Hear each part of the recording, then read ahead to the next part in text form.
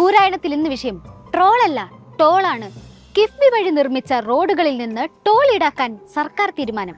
എങ്ങനെയുണ്ട് സർക്കാരിന്റെ സർപ്രൈസ്? സന്തോഷായ? കൂരായണം എന്ന് അവതരിപ്പിക്കുന്ന കഥയുടെ പേര് ടോളോട് ടോൾ.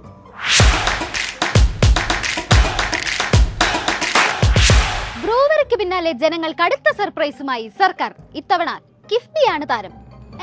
കിഫ്ബി മുന്നേ ഉള്ളതല്ലേന്നോ? ഹൈ, ഇത്തവണ വേറെ ട്വിസ്റ്റ് ഉണ്ട് മക്കളെ. കിഫ്ബി വഴി ഫണ്ട് മുടക്കി വൻ വികസന പദ്ധതികൾ കേരളത്തിൽ നടപ്പിലാക്കുകയാണ്.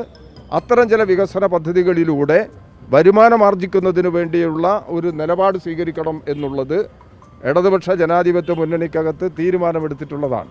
കിഫ്ബി അടിപൊളിയാണ്, സൂപ്പറാണ്, മാസാണ്. കിഫ്ബി വഴി വൻ പദ്ധതികൾ ഓൺ ദ വേ ആണ്. അതുവരെ ഓക്കെ. പക്ഷെ കിഫ്ബി വഴി വരുമാനം ഉണ്ടാക്കാൻ പിരിവ്, എന്തൊട്ട് പിരിവ് മനസ്സിലായില്ല. നാട്ടിലുള്ള ചെറിയ ചെറിയ പാലങ്ങൾക്കും അതുപോലെ റോഡുകൾക്കും ഒക്കെ ടോൾ എടുത്തു കളഞ്ഞുകൊണ്ടിരിക്കുമ്പോൾ മേജർ റോഡിനും പാലത്തിനും ഒക്കെ മാത്രമായി ടോൾ ചുരുക്കിക്കൊണ്ടിരിക്കുമ്പോൾ ഇവരുടെ കിഫ്ബി കാരണം ഇപ്പോൾ ഇവിടെ മുരളീധരൻ പറഞ്ഞ പോലെ തലങ്ങും വിലങ്ങും ടോള്, അങ്ങോട്ട് തിരിഞ്ഞാലും പൈസ കൊടുക്കണം, ഇങ്ങോട്ട് തിരിഞ്ഞാലും പൈസ കൊടുക്കണം. അപ്പൊ അതാണ് കാര്യം. അറഞ്ചും പുറഞ്ചും ചെലവുണ്ടെങ്കിലും ഇങ്ങോട്ടേക്ക് വരവൊന്നുമില്ലല്ലോ. സോ കിഫ്ബി റോഡുകളില് ടോൾ പിരിക്കാനുള്ള നീക്കത്തിലാണ് നമ്മുടെ സർക്കാർ. ഇങ്ങനെ ഞെട്ടല്ലേ, നമ്മുടെ ഖജനാവൊക്കെ ആകെ പൊടി പിടിച്ച് കിടക്കാണ്. അപ്പൊ പിന്നെ ജനങ്ങളെ പിടിയല്ലാണ്ട് നമ്മുടെ കോമ്രേഡ്സിന് മുന്നിൽ വേറെ വഴിയില്ല. അതുകൊണ്ടാ എല്ലാരും ഒന്ന് സഹകരിക്കണം. LDF-നകത്ത് ഈ കാര്യങ്ങളിൽ ആലോചന നടന്നിട്ടുണ്ട്. നേരത്തെ ഇതിനെ തന്നെ ആലോചിച്ചിട്ടുണ്ട്. കേന്ദ്ര ഗവൺമെന്റ് വലിയ തോതിലുള്ള ഉപരോധം, സാമ്പത്തിക ഉപരോധം ഏർപ്പെടുത്തി വരികയാണ്. കിഫ്ബി വഴിയിൽ നിന്ന് എടുക്കുന്ന ഫണ്ട് അത് സൈറ്റിന്റെ കടബാധ്യതയിൽ ഉൾപ്പെടുത്തുകയാണ്. അതെ അതെ, കേന്ദ്രം എന്ത് ക്രൂരന്മാരാണ്. അവര് കാശായിട്ട് നമ്മളെ എന്തൊട്ട് ചെയ്യാനാ? പിന്നെ ഇതൊക്കെ നാടിന്റെ ഒരു വികസനത്തിന് വേണ്ടിട്ടല്ലേ. ഈ കാര്യങ്ങളെ എല്ലാരും ആ ഒരു സ്പോർട്സ്മാൻ സ്പിരിറ്റോടെ കണ്ടാ മതി. നികുതി നിർണയത്തിന്റെയും കേന്ദ്ര ഗവൺമെന്റ് ബജറ്റിന്റെ ഭാഗമായി സ്വീകരിക്കുന്ന നിലപാടിന്റെ ഭാഗമായി ജനങ്ങളല്ലേ അനുഭവിക്കുന്നത്. അതിൽ നിന്ന് ആ പ്രയാസത്തിൽ നിന്ന് ജനങ്ങളെ എങ്ങനെ ലഘൂകരിച്ചു കൊണ്ടുവരാം, അത്തരമൊരു നിലപാടാണ് ഇടതുപക്ഷ ജനാധിപത്യ മുന്നണിയും ഗവൺമെന്റും ആലോചിച്ചത്. കേന്ദ്ര നയങ്ങളിൽ നട്ടം തിരിയുന്ന ജനങ്ങളെ രക്ഷിക്കാൻ വേണ്ടിയിട്ടാണോ മുക്കിന് ചുങ്കം പിരിക്കാൻ തീരുമാനിച്ചത്? അതൊരു പ്രത്യേകതരം രക്ഷിക്കലാണല്ലോ. അല്ല, ഞാൻ ഒരു സംശയം ചോദിക്കട്ടെ, നിങ്ങൾക്ക് ഇവിടെ ഭരിച്ചു മതിയായ മൂന്നാമത് അധികാരത്തിൽ വരാൻ ഇൻട്രസ്റ്റ് ഒന്നും തോന്നുന്നില്ലേ? അല്ല, ഇടയ്ക്കിടയ്ക്ക് ജനങ്ങൾക്ക് ഇരുട്ടടി കൊടുക്കുന്ന ഇതുപോലത്തെ പ്രത്യേകതരം തീരുമാനങ്ങൾ എടുക്കണോണ്ട് ചോദിച്ചതാ. ഇപ്പൊ അമേരിക്കയിൽ ട്രംപ് അധികാരത്തിൽ വന്ന മാതിരിയാണ്, തോന്നിയതൊക്കെ ചെയ്യാണ് പോണ പോക്കില്. എനിക്ക് കൊണ്ട് ഏതാണ്ട് ഉറപ്പായിട്ട് ഇനി നമ്മളില്ല എന്നാ പിടിച്ചോ എന്ന് പറഞ്ഞിട്ട് പോണതൊക്കെ ചെയ്യാൻ പറ്റുന്നതൊക്കെ പൊടിച്ചൂരി ചെയ്യാവുന്നതൊക്കെ ചെയ്യണം. കുഞ്ഞാലിക്കുട്ടി സാഹിബ് അങ്ങനെ പറയരുതിട്ടാ. ഈ പറഞ്ഞ ട്രംപിന്റെ ഫ്രണ്ട് അല്ലേ മോദിജി? അവിടുന്ന് കാശ് കിട്ടാത്തോണ്ടാണ് ഇങ്ങനെയൊക്കെ ചെയ്യുന്നതെന്നാണ് ഞങ്ങളുടെ സഖാക്കള് പറയുന്നത്. കിഫ്ബിയുടെ പണം തിരിച്ചടക്കണം എന്നുണ്ടെങ്കിൽ പഠിച്ച പണി 18 നോക്കിയോല്ലോ. ലണ്ടനിൽ പോയി മണി മുട്ടി നോക്കി, അതേപോലെ തന്നെ ഇവിടെ കിടന്ന് തല കുത്തി മറിഞ്ഞു നോക്കി. ഇത് അവസാനം ജനങ്ങൾ ടോൾ കൊടുക്കണം. അതിപ്പോ സാഹചര്യങ്ങളുടെ സമ്മർദ്ദം മൂലമാണ് ഈ ടോൾ തീരുമാനത്തിലേക്ക് ഞങ്ങളുടെ സഖാക്കൾ കടന്നത്. ഇതിപ്പോ ഞങ്ങളുടെ കോമ്രേഡ്സ് പ്രതിപക്ഷത്തും നിങ്ങൾ ഭരണപക്ഷത്താണെന്ന് വിചാരിക്കുക. എന്നാ പിന്നെ ടോൾ എന്നും പറഞ്ഞ് വന്നിട്ടുണ്ടെങ്കിൽ കാണായിരുന്നു. കത്തിക്കില്ലേ എല്ലാത്തിനും. കിഫ്ബി ബാധ്യതയാവുമെന്ന് ഞങ്ങളല്ലേ പറഞ്ഞു? ഞങ്ങൾ പറഞ്ഞില്ലേ കിഫ്ബി ബാധ്യതയാവും, സർക്കാരിന് ബാധ്യതയാവും, ബജറ്റിന് ബാധ്യതയാവും. ഈ കിഫ്ബിക്ക് വേണ്ടി എടുത്തിരിക്കുന്ന കടം മുഴുവൻ ഈ ബജറ്റിൽ നിന്ന് അടച്ചു തീർക്കേണ്ടി വരും. ആർക്കാ അറിയാൻ പാടില്ലാത്തത്? കടവും ബാധ്യതയൊക്കെ ഒഴിവാക്കാനല്ല ഇഷ്ടം ഇങ്ങനെ ഒരു തീരുമാനം കൊണ്ടുവന്നത്. ഈ പറഞ്ഞ മദ്യവും ലോട്ടറിയും ഒക്കെ ഖജനാവിലേക്ക് കാശ് കൊണ്ടുവരുന്നത് പോലെ ചുങ്കപ്പിരിവും കാശ് കൊണ്ടുവരുന്നത് വളരെ വൈകിയാണ് ഞങ്ങളുടെ കോമ്രേഡ്സ് തിരിച്ചറിഞ്ഞത്. അതുകൊണ്ട് സഖാക്കളുടെ ചൂഷക പട്ടികയിൽ നിന്ന് ഈ പറഞ്ഞ മദ്യവും ലോട്ടറിയും ഒഴിവാക്കിയ പോലെ ചുങ്കപ്പിരിവും കട്ട്. ചുങ്കപ്പിരിവിന് മുതൽ വികസനത്തിലേക്കുള്ള വഴി ആഘോഷിപ്പിൻ. ഞങ്ങൾ നേരത്തെ പറഞ്ഞാണല്ലോ കിഫ്ബിയെ സംബന്ധിച്ച് ഇതൊരു വെള്ളാനയാണെന്നും ഇത് സംസ്ഥാനത്തിന് ഗുണമല്ല ദോഷമാണ് ഉണ്ടാകുന്നതൊക്കെ ഞങ്ങൾ പറഞ്ഞതാണ്. അന്ന് ഞങ്ങളെ പരിഹസിച്ച ആളുകൾ ഇപ്പം അതിന് മറുപടി പറയണം. ഈ ടോൾ പിരിക്കലൊക്കെ ഒരു ന്യൂജൻ മനസ്സോടെ ഏറ്റെടുക്കും ചെന്നിത്തലാജി. പണ്ടത്തെ പോലെ ടോൾ ഗേറ്റ് ഒക്കെ വെച്ച് പിരിക്കലല്ലേട്ടോ. അതിനുവേണ്ടി AI ക്യാമറ ഒക്കെ സെറ്റ് ആക്കിയിട്ടുണ്ട്, അറിയാലോ. പറഞ്ഞതിന്ന് മലക്കം പറഞ്ഞെങ്കിലും AIയുടെ ഫാൻസ് ആണ് ഞങ്ങളുടെ ഗോവിന്ദ മാഷൊക്കെ. അങ്ങനെ നാടോടുമ്പോ നടുവേ ഓടണം മിച്ചർ. അതായത് കാര്യങ്ങളൊക്കെ ആരും അറിയാണ്ട് സർക്കാർ പഠിച്ചോണ്ടിരിക്കാണെന്ന് സാരം. അവര് പണ്ടത്തെ പോലെയൊന്നല്ല, കട്ടൻ ചായയും പരിപ്പടിയും കുടിച്ചിരിക്കുന്നല്ല. ആൾക്കാരാകെ മാറി. ഇപ്പൊ ജനങ്ങളെ പിരിയാ കാശുണ്ടാക്ക, പിന്നെയും പിരിയാ കാശുണ്ടാക്ക. അതാണ് LDF-ന്റെ നയം. അല്ല, അങ്ങനെ ടോള് വന്നു കഴിഞ്ഞാൽ അടിച്ചു പൊളിക്കും ആളുകൾ. ടോള് എന്നെ തടയാനാകില്ല എന്നത് നിങ്ങൾ മനസ്സിലാക്കിക്കോളണം. കേരളത്തിൽ ടോളൊന്നും നടത്താൻ സമ്മതിക്കൊന്നുമില്ല. കിഫ്ബി റോഡ് ആ വിരട്ടലൊന്നും ഇങ്ങോട്ട് വേണ്ട.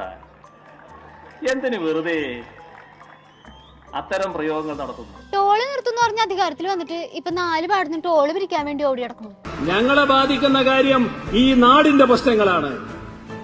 ഈ നാടിന്റെ പ്രശ്നങ്ങൾ പരിഹരിക്കുന്നതിന് ചുമതലയേറ്റവരാണ് ഞങ്ങൾ. ഓ ഇതൊക്കെയാണല്ലേ സഖാവ് വെച്ചിട്ടുണ്ട് ബാക്കിയെല്ലാം ഓൺ ദ വേ ആണെന്ന് പറഞ്ഞത്.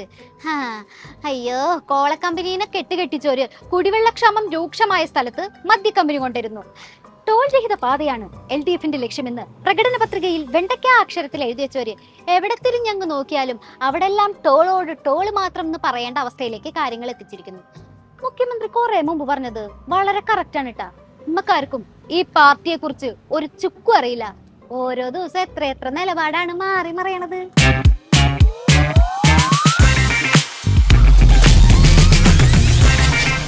തിരുവനന്തപുരത്ത് നോർക്ക സംഘടിപ്പിച്ച പരിപാടിയാണ് വേദി. വേദിയിൽ മുഖ്യമന്ത്രിയും ചെന്നിത്തലാജിയും ലാലേട്ടനും അടക്കം പല പ്രമുഖരും ഉണ്ട്.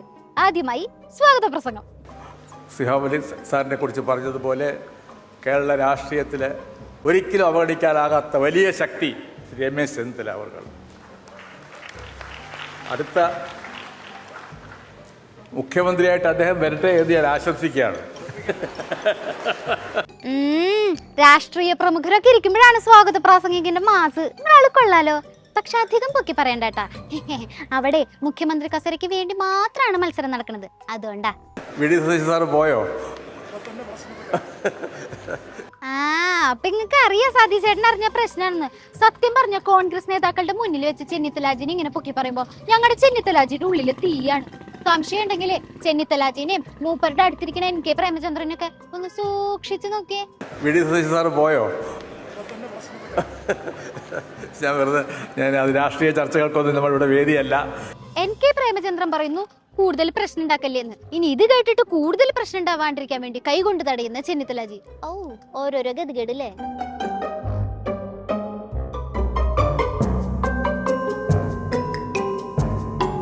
എല്ലാം ഒപ്പിച്ചു വെച്ചിട്ട് സ്വാഗത പ്രാസംഗികം പറയാ ഇവിടെ രാഷ്ട്രീയമൊന്നും ഇല്ലാട്ടോന്ന്. ശരി, അങ്ങനെ അങ്ങ് പോയാലോ. അടുത്തതായിട്ട് ഞങ്ങളുടെ മുഖ്യമന്ത്രിയുടെ മാസ് എൻട്രിയും തഗ് ഡയലോഗും കേട്ടിട്ട് പോയാ മതി. നമ്മുടെ സ്വാഗത പ്രാസംഗിനെ കുറിച്ചൊരു വാചകം പറഞ്ഞില്ലെങ്കിൽ അതൊരു മോശമായി തീരുമെന്ന് എനിക്ക് തോന്നുന്നു. അദ്ദേഹം രാഷ്ട്രീയമൊന്നും പറയുന്നില്ല എന്ന് പറഞ്ഞു. പക്ഷേ ഒരു പാർട്ടിക്കകത്ത് വലിയ പ്രശ്നങ്ങൾ ഉണ്ടാക്കുന്ന ഒരു വലിയ ബോംബാണ് അദ്ദേഹം പൊട്ടിച്ചത്. ഞാൻ ആ പാർട്ടിക്കാരനല്ല, നിങ്ങൾക്ക് എല്ലാവർക്കും അറിയാലോ. എന്നാലും അങ്ങനെ ഒരു കടുംചതി ചെയ്യാൻ പാടില്ലായിരുന്നു എന്നാണ് എനിക്ക് അദ്ദേഹത്തോട് സ്നേഹപൂർവ്വം ഉപദേശിക്കാനുള്ളത്. മുഖ്യമന്ത്രിയുടെ തഗ് കേട്ടിട്ട് എല്ലാരും ഒരേ ചിരിയോട് ചിരി, ഒരാളൊഴികെ. ആരാ ചിരിക്കാത്തത്? സതീശേട്ടൻ തന്നെ. പിന്നല്ലാണ്ട് ഇവിടുത്തെ മുഖ്യമന്ത്രി കസര എത്ര കാലായി ഞങ്ങളുടെ സതീശേട്ടന് വേണ്ടി ബുക്ക് ചെയ്ത് വെച്ചിരിക്കണു. ആരാ ബുക്ക് ചെയ്തേ? സതീശേട്ടൻ തന്നെ. ഒന്നാമത്തെ കാര്യം എന്ന് വെച്ച് കഴിഞ്ഞാൽ കോൺഗ്രസിൽ ഞാനടക്കമുള്ള ഒരാളും മുഖ്യമന്ത്രി സ്ഥാനാർത്ഥിയല്ല. പിന്നെ മുഖ്യമന്ത്രി എത്രയും തമാശ പറയരുത്. 2006 നമുക്ക് ഓർമ്മയുണ്ട്. ആ VS അച്യുതാനന്ദന് സീറ്റ് കൊടുക്കാതിരിക്കാൻ ശ്രമിച്ച് അവസാനം VS അച്യുതാനന്ദൻ പോയി പോളിറ്റ് ബ്യൂറോയിൽ നിന്ന് സീറ്റും മേടിച്ചിട്ട് ഇവിടെ ലാൻഡ് ചെയ്ത് ഓർമ്മയുണ്ടല്ലോ. എന്നെ കൊണ്ട് അതൊന്നും പറയിപ്പിക്കരുത്. കിട്ടേണ്ടതൊക്കെ കിട്ടിയല്ലോ, സമാധാനമായല്ലോ. ഇനി സ്വസ്ഥമായിട്ട് വണ്ടി റോഡിൽ പോട്ടെ. ഞങ്ങളെ അധികം ക്ലാസ് എടുക്കാൻ പറയാം. പഴയ കഥയൊന്നും എന്നെ കൊണ്ട് പറയിപ്പിക്കരുത്. VS പിണറായി വിജയനും തമ്മിൽ നടന്നിരിക്കുന്നു അത് ഞങ്ങൾ തമ്മിലൊന്നും ഉണ്ടാവില്ല. അത് ആരും തെറ്റിദ്ധരിക്കൊന്നും വേണ്ട. അല്ല, അങ്ങനെ അങ്ങോട്ട് പുച്ഛം വാരി വിതറല്ല സതീശേട്ടാ. അവിടെ മുഖ്യമന്ത്രി കസേരയ്ക്ക് വേണ്ടി അടിയാണെന്നുള്ളത് നാട് നീള പരസ്യമായ രഹസ്യല്ലേ. ഞങ്ങൾക്ക് ഞങ്ങളുടെ പാർട്ടിയിൽ ഇപ്പോൾ ഒരു മുഖ്യമന്ത്രി സ്ഥാനാർത്ഥിയില്ല. ഞങ്ങൾക്ക് ദേശീയ പാർട്ടിയാണ്. ആ ദേശീയ പാർട്ടി സമയത്ത് ആളെ തീരുമാനിക്കും. അതെ, അതുകൊണ്ടാണല്ലോ പാർട്ടിയിലെ പൂന്തിരുന്ന നേതാക്കൾക്ക് പറയേണ്ടി വന്നത് ആദ്യം വീട് പണി പൂർത്തിയാക്കുക, എന്നിട്ട് മതി ഫർണിച്ചർ വാങ്ങല്. മുഖ്യമന്ത്രി അധികം തമാശ ഇക്കാര്യത്തെ കുറിച്ച് പറയരുത്. അധികം തമാശ പറയുമ്പോൾ 2006 തമാശയും 2011 തമാശയും കൂടി ഞാനും തിരിച്ചു പറയും. ഈ തമാശക്കാരെ കൊണ്ട് തോറ്റു. അതെ, തമാശക്കാരൊക്കെ സംയമനം പാലിക്കേണ്ടതാണ്. തമാശയൊക്കെ ആ സെൻസിൽ എടുക്കുന്നേ. അപ്പൊ ഈ തമാശക്കാരുടെ അടുത്ത തമാശയുമായി ഇനി പിന്നെ കാണാം. ബൈ.